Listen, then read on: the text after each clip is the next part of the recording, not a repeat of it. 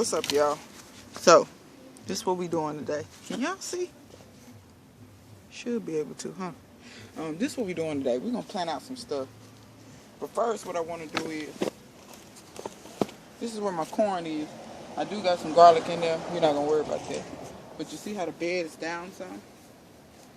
So I had some soil that I had gotten. This is not my soil mix. This is just some soil that was on sale at the store for like $1. They had a huge bag of Miracle Grow, and the bag was all torn up and busted, but they had taped it up pretty good, and not much of the soil had come out of the bag, and they just wanted $1 for it, so I went on and bought it.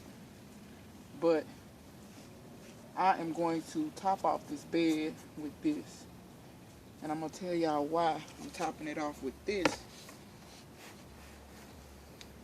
instead of my regular mix that I normally use.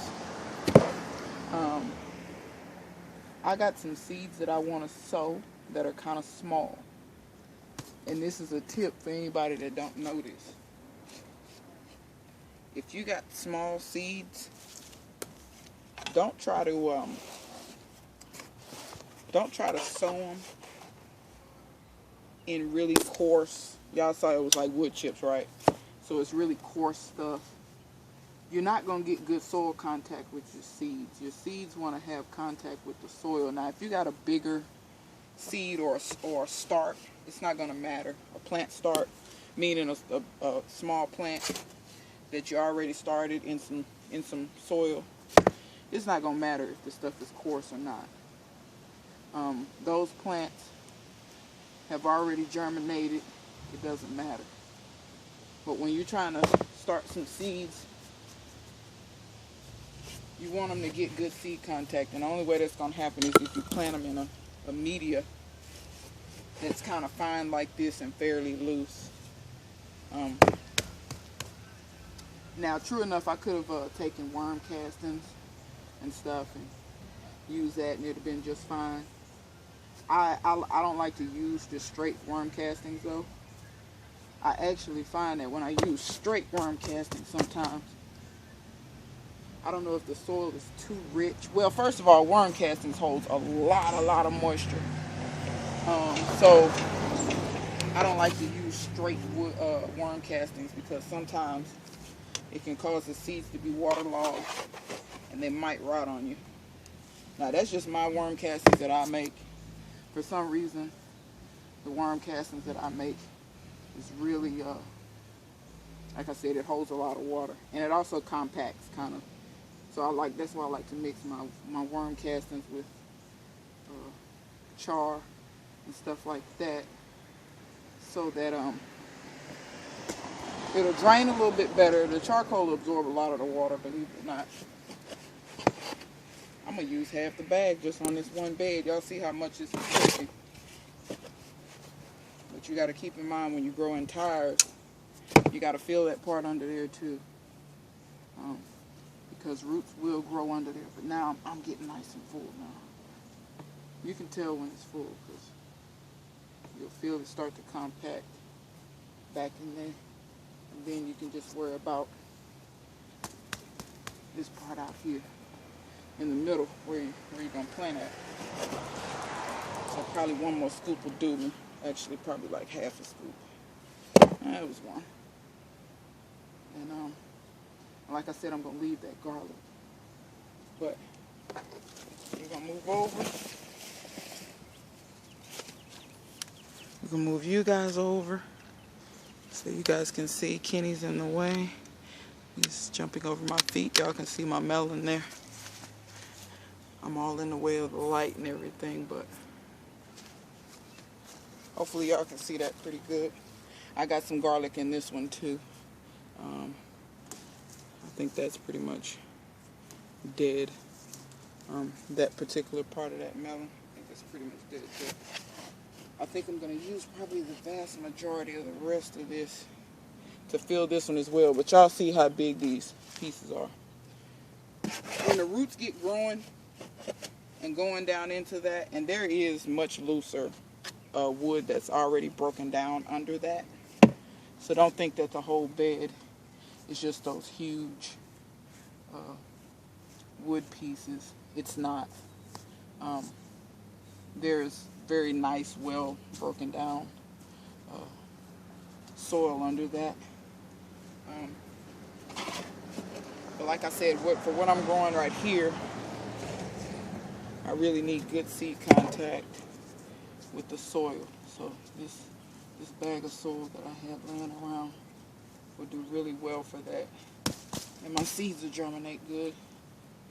This soil it was Miracle Grow, so it does have a little bit of fertilizer in it, which that's probably, it's okay. I know it's Miracle Grow synthetic fertilizers, but wait a minute, let me show y'all something. To show y'all how good this soil is. That worm just came out on top. So that lets you know up under there is some beautiful soil up under there. Cover that worm back up. So yeah, my beds are full of those. So if anybody ever wonders why I swear by wood chips, that's why. You get the prettiest worms, and I know I'm going to get a bunch of comments like, you picked up that worm like it was nothing. It looked like a snake. Y'all, worms don't look like snakes. Snakes have eyes. Snakes have scales too. I mean, I'm visually challenged. I wear glasses, so I get how far away they may look similar because they don't have legs, but worms and snakes don't look alike, guys. Always look for the details. Look for the details. So that's that bed. I'm going to do one more for you guys because I got a little bit of soil left. Now, I know you guys saw me fill this bed with my own soil mix, but you see it sank down some. Can y'all tell? It sank down in some places, and that's a little coarse. And I'm going to plant something else over here. That, once again, like I said, it needs good soil contact. So I want to basically top off this one as well. And there's garlic in here. There's onion. There's an onion in here. I'm not expecting that onion to bulb. I actually, when I cook, the root end of the onion I cut off and I throw in the garden. I'm going to give y'all a tip. Let's say y'all want to grow Vidalia onions. If you buy Vidalia onion at the store, which Vidalia, that's really a place in Georgia. If you've ever heard of noonday onions, there's a place in Texas called Noonday. Those are actually the same onions. They're called yellow granics. So if you ever see yellow granics, those are actually the Vidalias. But, they call them this because they grow them in those places, and it's supposedly the soil and all this different stuff that makes them taste so fabulous and super sweet or whatever. Same thing with the noondays. They grow them in Noonday, Texas, and it's supposed to be the soil and all this makes the onions so great. Same thing with Saline watermelons. If anybody's familiar with Saline, Louisiana, they claim that it's the soil and it's this and that and the other. It is the soil, but honestly, those people use fertilizers. It's not like wine, like growing wine grapes. They're not doing anything super special, trust me. But that being said,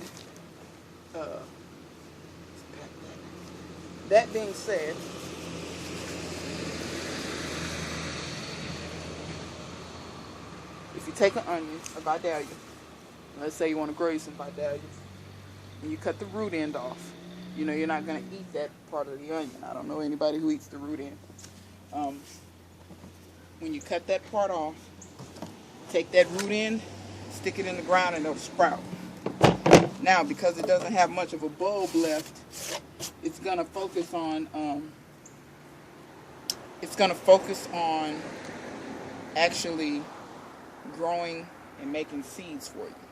So at that point, once it makes a seed head, you'll have seeds for Vidalia onions. That's a way to get free seeds. That's any onion. That works pretty much for any onion. Especially bulbing onions. I haven't had that great a luck with bunching onions doing that. But All the other ones I've been pretty lucky. And like I said, you get seeds out of them. So that's a free way to get seeds out of stuff from the grocery store. And yeah, I know they might have sprayed the stuff at the grocery store with pesticides, etc., etc. But at the same time, by the time you get those seeds, because I'm not going to spray that onion with anything, I'm not going to do anything to it. By the time you get those seeds, you're good. It hasn't been sprayed in so long, and you cut majority of the bulb part off and ate it anyway. So the part they sprayed with the pesticides, you're digesting. But anyway, y'all don't pay me no mind. Let me wash my hands right quick, y'all, because my hands are filthy.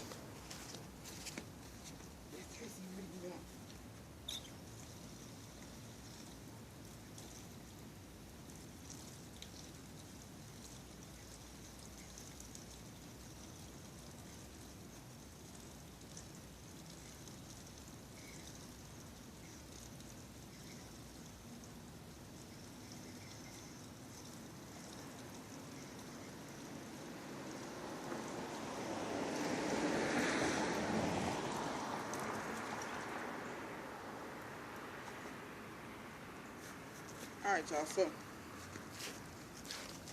now I kind of want to show y'all around a little bit. Where are we at? We're at 12 minutes? We got a little bit of time. Alright, so I wanted to show y'all something. See if y'all can see. You know what? I'm going to take you out of the tripod. This is too cumbersome for me. Alright, here we go, folks. Crap. I'll take you out of the tripod, then drop you down in the river. I said river because full of water. It rained last night. New turmeric that came up. There's another turmeric that came up. So just as soon as I gave up on them and said they weren't going to come up, they started coming up. Now I will say this. I think part of the reason why they started coming up so much, and y'all tell me, I've never grown garlic before. What these little shoots mean? They gonna grow out into something? I'm gonna need them to do something. But when it started raining more, if anybody knows anything about turmeric, it is a tropical plant. So when it started raining more, those came up. So I'm guessing turmeric needs the rain, probably to really germinate. But they're so pretty, even though they don't have a flower on them. They're really pretty, and they seem to be growing a little bit more. I don't know how the cool is going to affect them, y'all. We just gonna have to see. So I think it was Starduster, and I'm gonna try to be able to film this. I don't know if I will be able to or not. We zooming. Okay, so that's my fingers. Y'all bear with me. The light's terrible this morning. Anyway, I was telling Starduster on peppers that the male and the female parts of the flower on peppers are, let's see. I bet you $5 because of, I can't see the screen well either, y'all. That's another thing. The sun is like right in my face. So the male and female parts of the flower are in there. So if you look in there, you'll see, I don't know, you probably can't see it on here, but if you do it on your own peppers, you'll see there's a middle part that sticks up. And I hope my botany serves me well because I've forgotten. I think the male part is called the stamen. And it is a kind of longer, it's right in the middle. And around it, you'll see lies. The stamen is not the male part because the male part has the pollen. And the pollen is all those little things that go around that. The female part is in the middle. We're going to forget the names because I've forgotten the names. But if you see that, you'll see there's pollen sacs, for lack of a better word, all the way around the little middle part.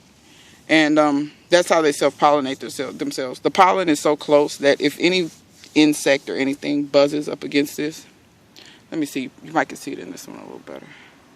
Can y'all see that a little better? Probably not. But yeah, the little middle part, that little long thing right there, And then there are all the little pollen thingies around it. So the pollen can't help but to get on the female parts, is my point, is what I'm saying. But in plants like squashes, and they're all in the same family, melons, cucumbers, squash. I'm looking for a male flower here. Here's one. We'll rip this off. And we'll rip it open because it's already closed. It doesn't matter anyway. If you look down in there, see the pot? That's the thing down in the middle. That's the thing that the pollen is on. Well, you don't see anything but that in there. You don't see any female parts. You only see male parts. And I don't think I have any females out here that I could show you. I'm almost certain that I don't.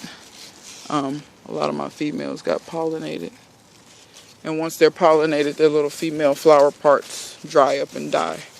But if you remember in my pollination video, and if you haven't seen it, I'll put a card so that you can go back to it. The little female parts, and they actually, what's weird is on flowers, they actually look a lot like ovaries. That's not weird. Like I tell people all the time, everything in the world is the same if you look at it from the right angle. Because I could tell you some other stuff in the garden and what it looks like to me. And probably people haven't thought about that, but it does. But I ain't going to go there because that might not be child friendly. I don't know. See, here we go with this. Daily harvesting. See, look, y'all. Look. See. Like I said, you can't make a lie out of me. When I tell you something, you can set your watch by it. And if I'm wrong, I'll admit I'm wrong. But like I told y'all, just let these beans keep going. If you got any kind of beans, please do not pull them. Except if they bush beans. Bush beans won't do this. And also bush tomatoes. Any type of bush variety plant, once it does all its fruit, it's done. It has to be an indeterminate or a pole type, a vining variety type bean. But every day I'm getting at least that many. But like I said, I still haven't, lazy is me, still haven't gotten on the ladder and gotten those ones that are up top. Because there are some that are up top that I have not gotten.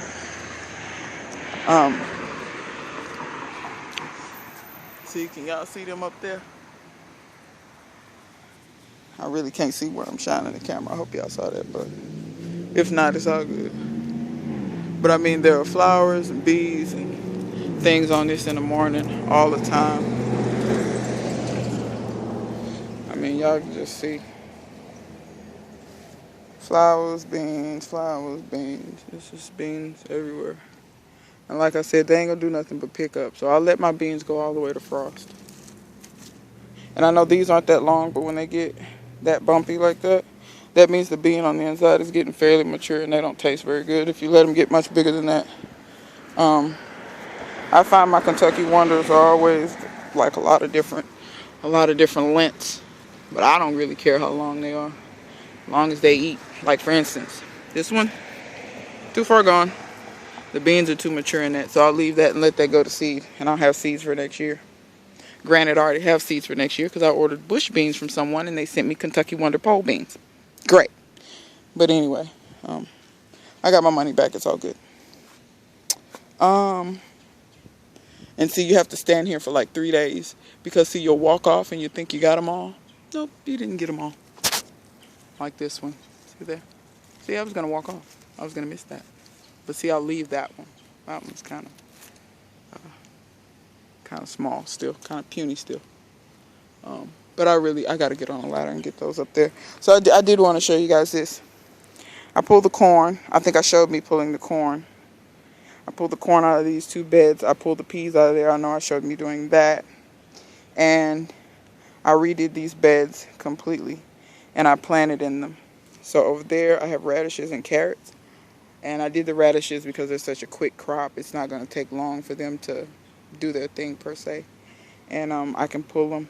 And I put the carrots over there. Once again, I used my own soil mix, but I actually sifted it and made sure I had the nice fine stuff. So those sifters that I showed you before, they come in handy for stuff like that. You can put your soil mix together, sift out all the big wood chips, and you're left with really pretty fine stuff. And a lot of this is charcoal, but the charcoal is generally pretty fine. Here I put a few radishes, but I either put the black kale here or the scarlet kale. And I put either black or scarlet kale. I can't remember which one, but one of them has black, one of them has scarlet. So, but when it grows, I'll know. And I also put a few radishes in there. Nothing's germinated yet, so that's that. Here's the other melon. That other melon is over there. I don't know if it's going to do anything. I think these two will be okay, though. The tomatoes not having a problem. The tomatoes in here are still getting big. I don't know if you guys can see them right there. And there's another one there. And it's also setting fruit in other places. But let me see where I'm at on my time. 21 minutes. Okay, guys, I'm going to let you guys go. Here's Kenty. He's making sure he's checking my work. Did I do everything right, buddy? Is it good? It is? Okay, good. Am I going to get my paycheck on time? Okay. But till next time, man, I'll see you guys later.